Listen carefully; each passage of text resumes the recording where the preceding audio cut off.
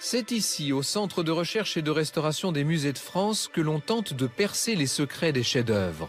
À commencer par ceux de la Sainte-Anne de Léonard de Vinci, dont le musée du Louvre vient de mener à bien la restauration.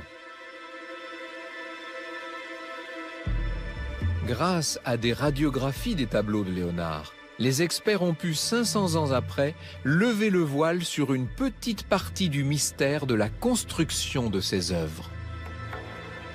On est dérouté par ce manque de limites, ce manque de contraste, ce manque de lecture générale. Et en même temps, c'est cette technique qui donne un résultat fantomatique qui est caractéristique de l'artiste. Donc c'est à la fois une radio que je dirais qui n'est pas très belle, hein, si on la compare au tableau de Manet ou ce qu'on appelle une belle radio, parce que hop, elle parle tout de suite comme un tableau que vous regarderiez. Là, c'est un espèce de schmilblick d'un rébus que vous ne comprenez pas. Et en même temps, c'est un signe caractéristique de la technique de Léonard. La même technique que pour la Joconde, instituée chef-d'œuvre des chefs-d'œuvre. Les experts n'ont jamais retrouvé la moindre esquisse, le moindre dessin préparatoire de ce tableau, tout simplement parce qu'il n'en existe probablement pas.